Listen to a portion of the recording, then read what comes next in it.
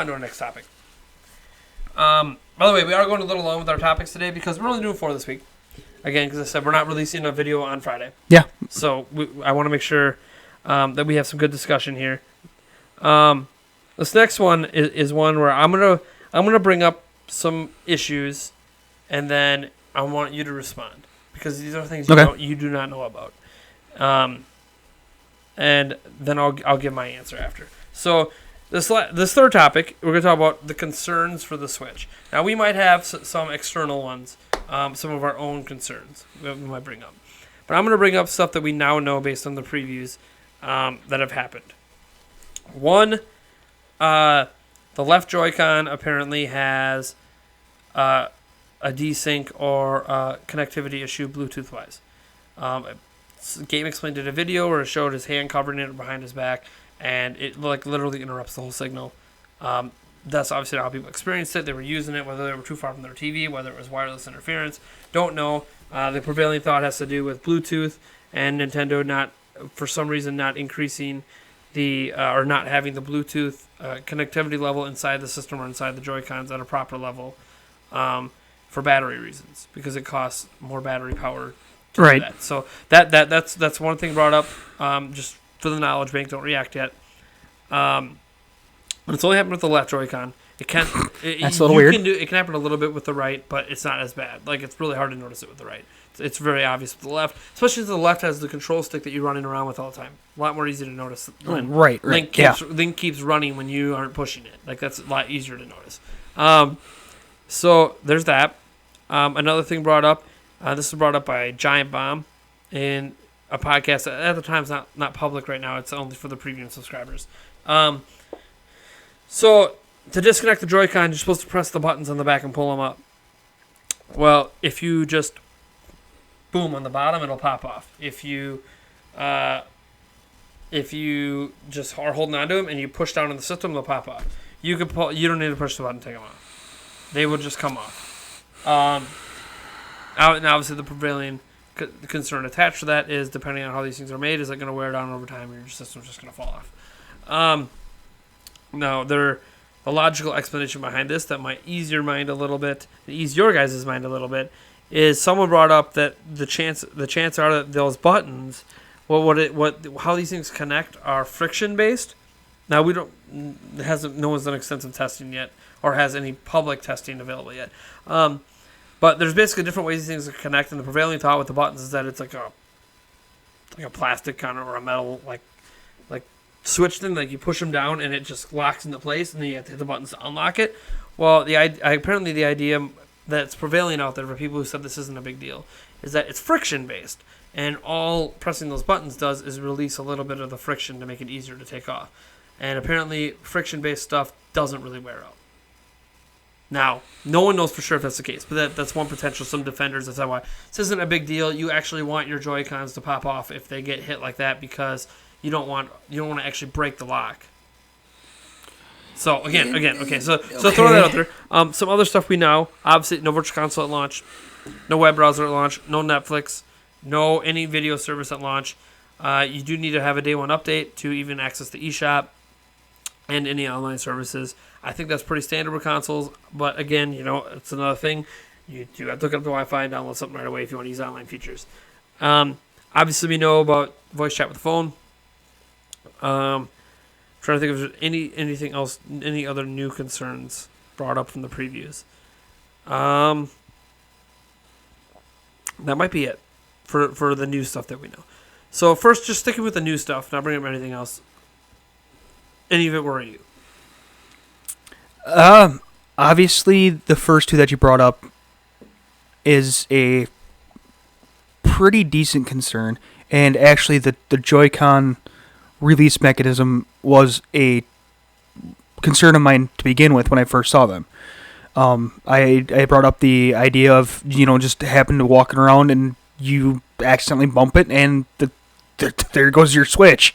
I mean, that was kind of why I was, again, surprised that they didn't have it attached to the bottom, but you also brought up the fact that if you dock it, you can't really take off the Joy-Cons. No. But unless for some reason they raise the dock and your thing's floating in the air. That would just be really weird. But that was one of my biggest concerns of it to begin with. The Bluetooth connectivity, in a way, I wonder if you could patch that up. There are some thoughts that if the stuff that's already in the Joy-Cons, they don't know if the Joy-Cons can be up to. So, like, is the signal weak from the Joy-Con or is it weak from the system? That's one thing that no one knows right now. And if it's weak from the system, does the system have an ability with the system update to increase the signal? Or if it's a Joy-Con specific, since the left one has more issues than the right, are you able to update the Joy-Con? Like Xbox, you can download updates for the controller. Right. Can you do that with the Joy-Cons? Right. Don't know. So, like, there are some prevailing thoughts that it might already have the tech in it to do that, and Nintendo put it at the levels it's at for battery life, so that they can offer an optional update. Yes. So you can maybe you decrease the battery of your Joy-Con by an hour, but you increase the signal strength. Yes. So that's that is kind a of prevailing something that thought I'm that's hoping. out there, but Nintendo hasn't said anything, which is concerning. Yeah, right. And that's kind of what I'm hoping happens. People said, maybe Nintendo's saying anything because they don't want to worry people because it's an isolated thing, but apparently every single reviewer it's not isolated. Every reviewer has had this problem. That does scare me, especially if it's something that cannot be fixed. All we've heard, and this comes from Stephen Totillo from Kotaku, said that his Nintendo rep said that Nintendo has been made aware of it, and there's no updates at this time. So Nintendo does know it's an issue. Okay.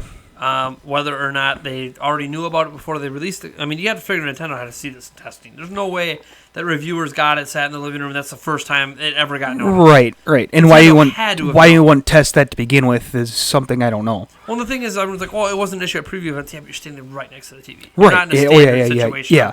Like, TV's here. Like, say this was the TV in my computer, and you're sitting, a little bit off camera to the left over there. You're about, 6, 7, 8 feet away. That's a standard gaming situation. They had to have tested that at some point. Yeah, even if they didn't let Nintendo employees take the Switch home, they had to have had a test environment where they sat at a normal TV. Yeah, you'd figure they'd built like a sound stage where they actually set up a home stage. They had that traveling Switch booth thing. They just had John Cena in the middle of the desert playing 1-2 Switch with people, and that had a standard setup sitting on a couch with the TV. So you figured they had to have known this happens. Yeah. So that. If it can't be fixed, if it is a hardware issue that they're not going to be able to fix until they release a new version of the Joy-Cons, that's huge. A big problem. That's huge.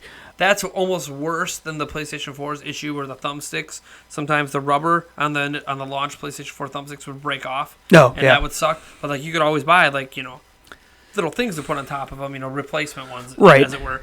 Yeah. This is something that if it's hardware issue, then there's no replacement. Unless Nintendo offers a replacement program, which would be... Who wants to send in their Joy-Cons on a brand new system to get new ones? I don't know. For me, I had the Pro Controller, which apparently doesn't have any issue with the Bluetooth. So that's why people think it might be hardware specific. So if it's the Joy-Con issues, I'll still be able to play Breath of the Wild because I'll have the... In docked mode, I'll still be able to play it. But it's I don't know. So, that's the thing. We don't know the level to be... my level of concern over that is very high. Because I am worried that it is hardware specific. Yeah, definitely. It's not something a software update can fix. I am so worried because Nintendo would just acknowledge it and say, we'll have an update, a day one update that gives you... okay, that makes sense. You have nothing to hide then. You just admit, look, we did it for battery life. If you would like a stronger single strength, you can have it. Or we'll put an option in your settings menu. So the fact that Nintendo hasn't got ahead of that one does worry me. Because if it is hardware, Nintendo's not going to openly admit that. Not now. Not till a month or so after launch. I don't know what you're looking up. I'll move on to the next point. So the second point you said was obviously concerning, had to do with the Joy-Cons popping off and the locking mechanism. Yep. If I mean, I get. Here, I'll bring up the GIFs so you can see. Okay. What they did, so you can see how. I understand the idea of wanting them to pop off the way they do, but again, it's one of those things that how hard is it to actually? Do you have to actually give it a decent smack, or is it just a slight little bump, or is it? I'll show you. Okay. They had some legit concerns about being on a train and having someone bump it and having it pop off. Now, obviously, both of them popping off at once is, I mean, chance you getting hit right in the right way to knock them both off at once is pretty slim. So you still would have to literally let go of it to drop it. But, yeah, here we go. It was a Neocaf thread I saw it in. So if it decides to open up here, and maybe I'll throw up the GIF somewhere in the video so you guys can see too what we're talking about and why this has kind of become a thing. The thread itself has been closed, but here, I don't know why it's been closed. But so here's the first thing. So here, when you see it pop off with him, he's not touching the buttons. So you see the two buttons. He's not touching it. He pushes. Now there, you don't know how hard he's pushing. So that's like okay, like whatever, Like I can't be too concerned because he's holding on to the joycon and he pushes down in the right. You don't know how hard it is because we don't have access to the cast to know him say like I'm barely pushing. Right. Yeah. This next one, watch him. That is kind of a loop and it went flying. Light. Yeah. It doesn't look like he's popping it pretty hard. There's also another GIF. Where is it? Again, it's GIF because this video is private at this time. Right. And but the thing is, to me though, that one kind of looks. And it pops off. Right. And that's the kind of hit though that can happen when you're like on a train or something, and someone comes by and just kind of hits it with their elbow by accident. Right. That one doesn't bother me as much as the one from above. Well, where he just goes like this? The one where he kind of pushes down on it. Yeah. The one coming from underneath and popping up, how often are you going to actually do that? I'm thinking of it. It's going to be... Pretty often. No, you yourself walking around You're walking around with it, and someone bumps into you. If they bump you underneath your system... But I'm thinking myself, if I accidentally, I don't know. Don't ask me. Why would you? What's the thing? I don't know. The one where this is Jeff Gersten. When he pushes the system down with his thumbs, why the heck are your thumbs up there? I don't know. He was doing it as an example of showing how they pop off, but your thumbs wouldn't be there anyway. Your thumbs would be in the sticks and the buttons. So, I think the idea was if someone comes and hits the top of your system while you're holding onto the Joy-Cons, the system would pop down. Yeah.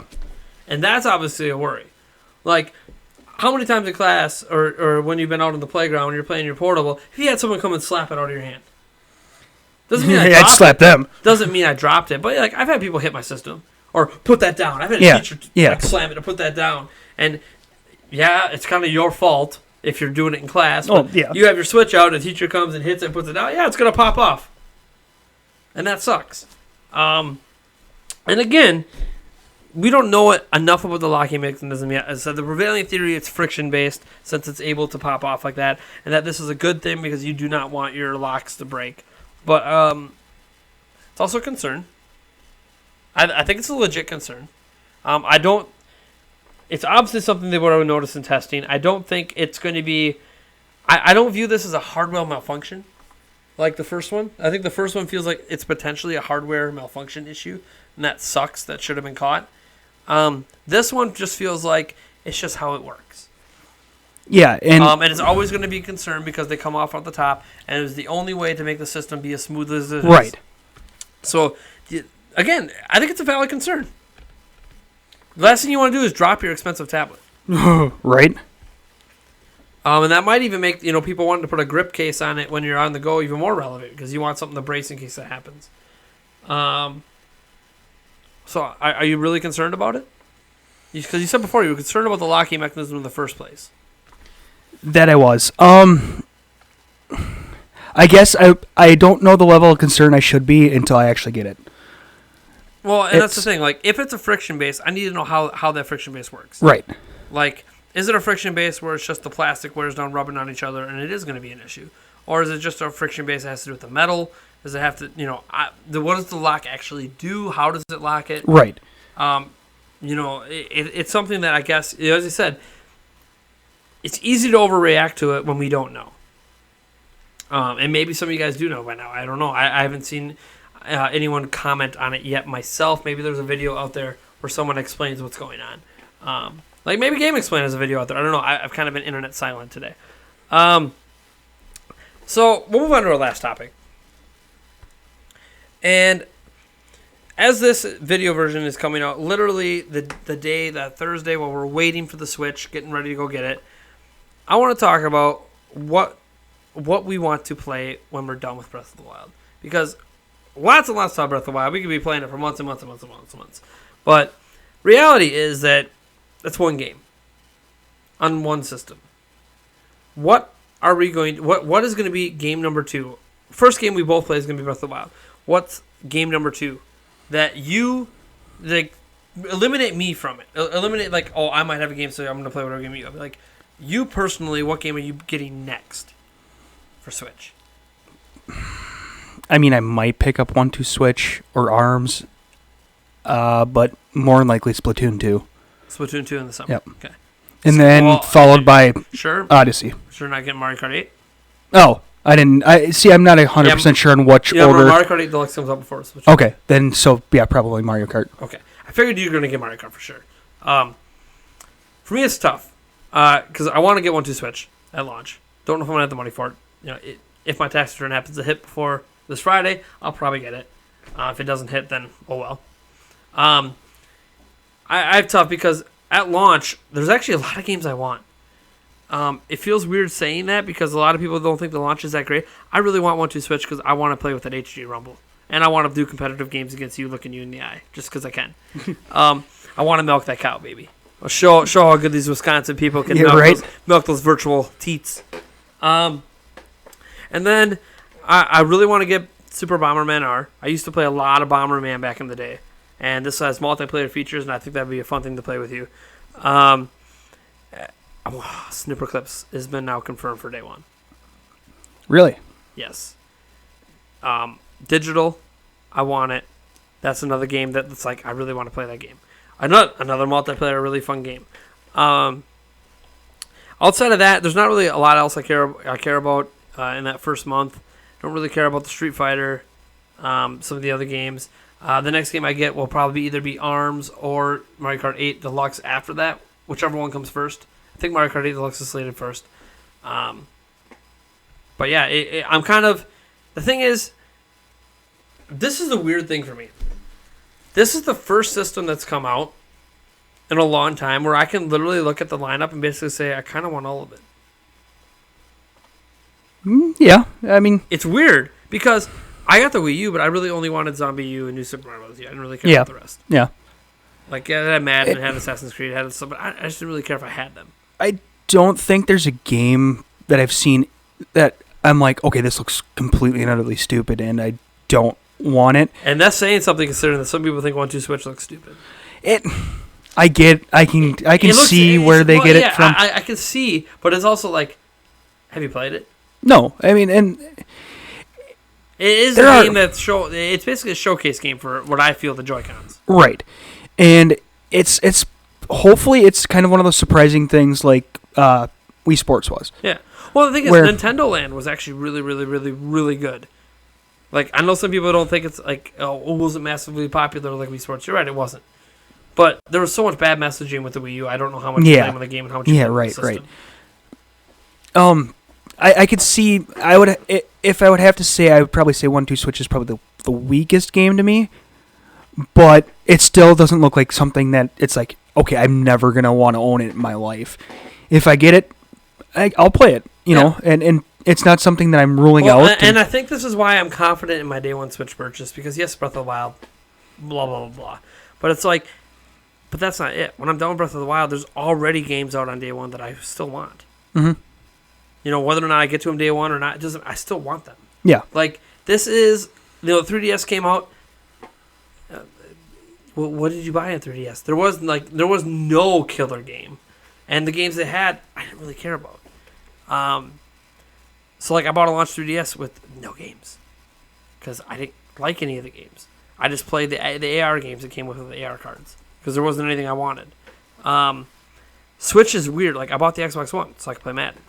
Yeah, I've played other games on it. Shadow of Mordor, that game was fantastic, and apparently a new Shadow of Mordor kind of got leaked. I need to go watch the stuff on that, because I really love Shadow of Mordor.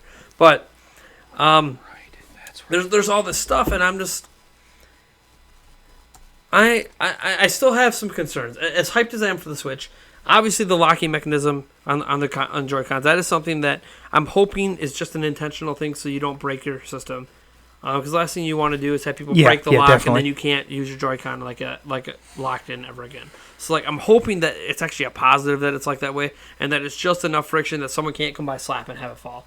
Again, we might even do a video test of it if one doesn't exist by then, where you're playing the game and I come up and slap your system, and we'll make sure there's like blankets and stuff. We're not gonna, Yeah. we ain't hurt. Or like maybe a foot above the couch. Yeah, we're not gonna hurt it, but we're just gonna see like, is it a situation that you'd have to worry about in real life? Like if your mom slaps it away, whatever. If you get smacked around because you're that kind of kid. And then obviously I am extremely worried about the signal strength, and if that's something that's hardware that cannot be patched. And then on top of that, I worry about accessory pricing, as I see you over there looking at some stuff. Expensive. I think I understand. Ridiculously expensive. I think I understand why it's expensive, though. The more and more I research this stuff, the more and more I understand why things are pricey. Like, why is the Pro controller $10 more than other console standard controllers? Well, because it has HD Rumble, other controllers don't have, and it has NFC functionality, which other controllers don't have. It has 2 expensive features other controllers do not have. So, of course it's more expensive. So is the Joy-Cons. It has all this stuff in it that other controllers do not have. Whether or not you care about that stuff, I don't know. But it does have it. And there will be third-party options that don't, I guess. If you don't care about NFC, you don't care about HD Rumble, guarantee you there'll be a Nyko or a Mad Catz or a PDP or some third-party company will release something.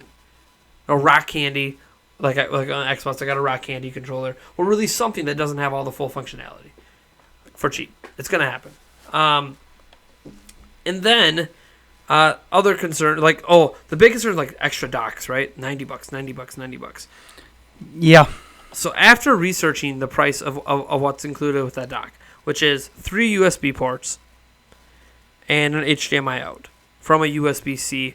So it's also one that charges and outputs video. So it's not like one that just outputs video or one that just charges. It's both. So after looking up the price of what those docks cost for like a laptop or any other tablet device, $90 is about what it costs.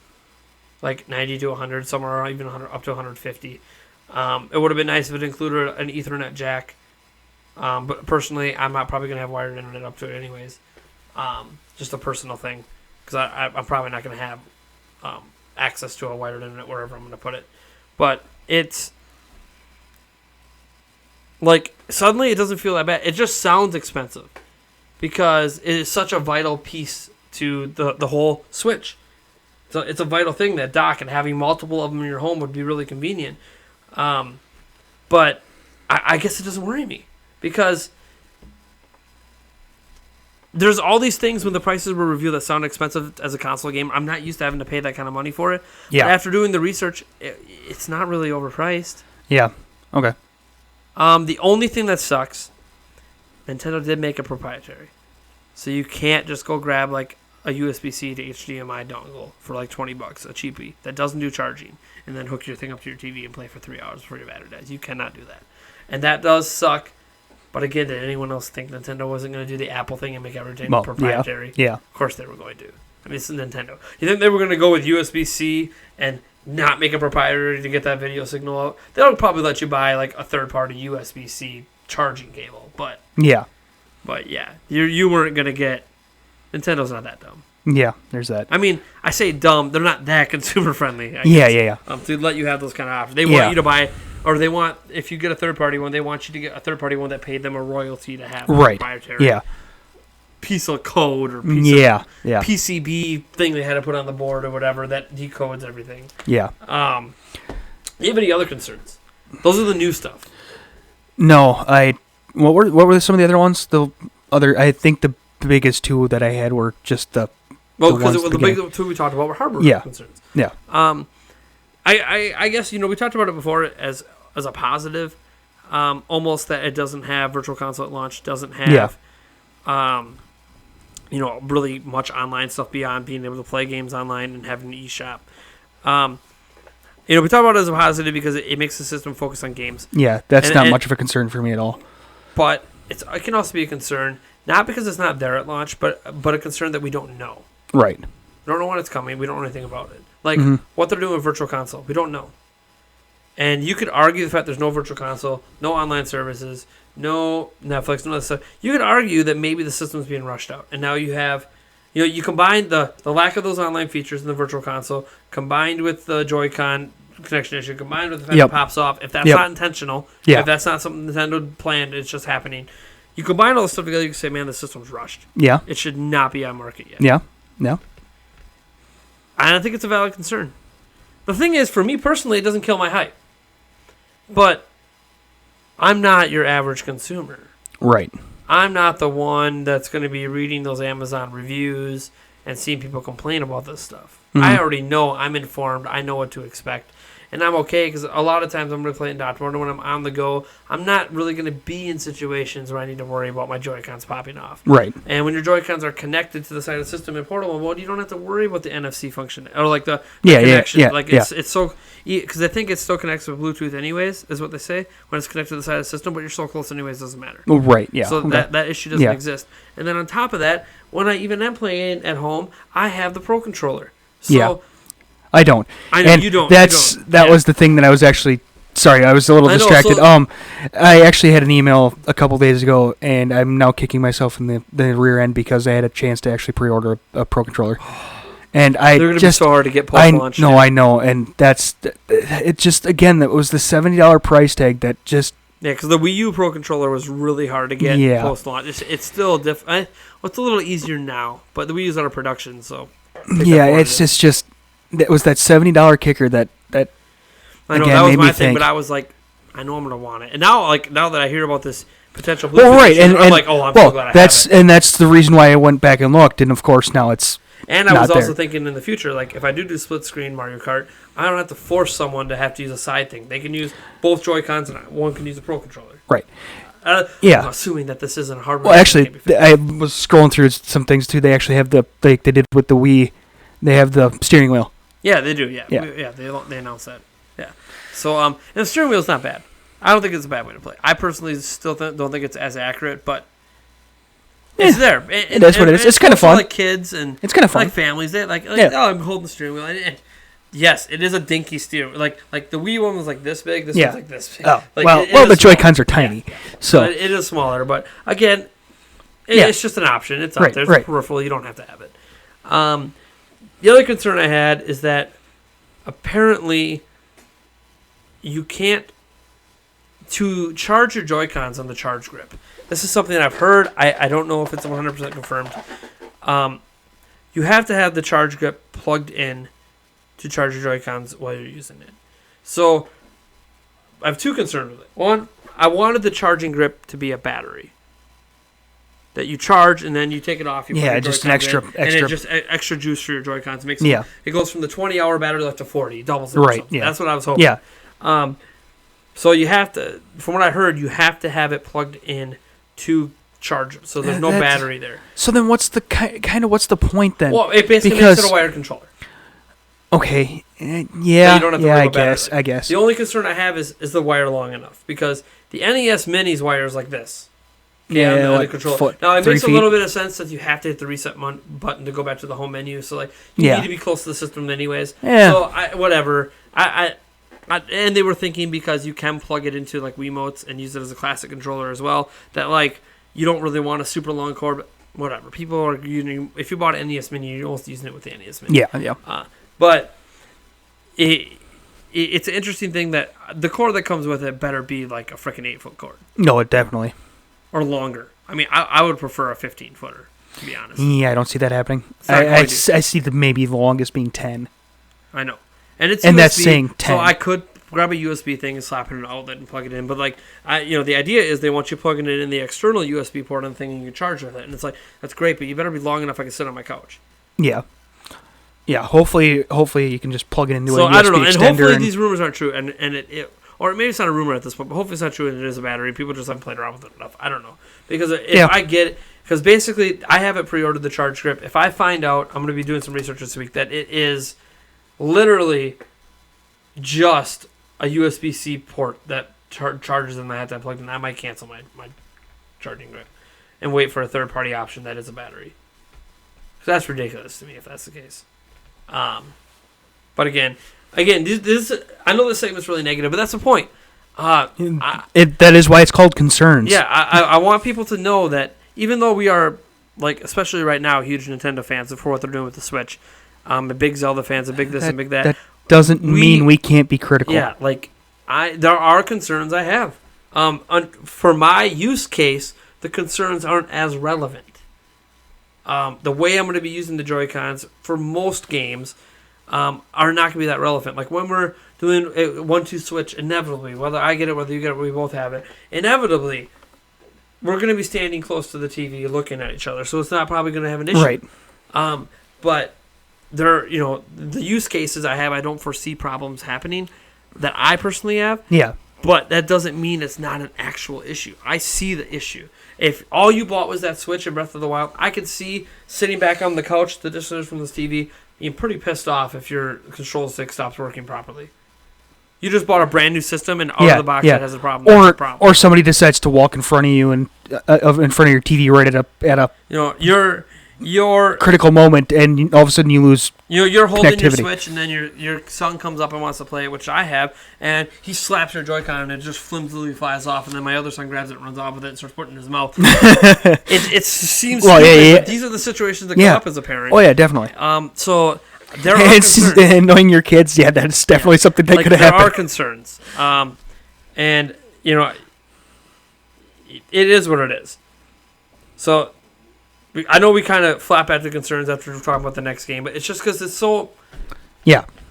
It is what it is. Yeah. You can't do nothing about it now. So that's going to wrap it up for this. I hate ending on the negative note, but I guarantee we're going to have...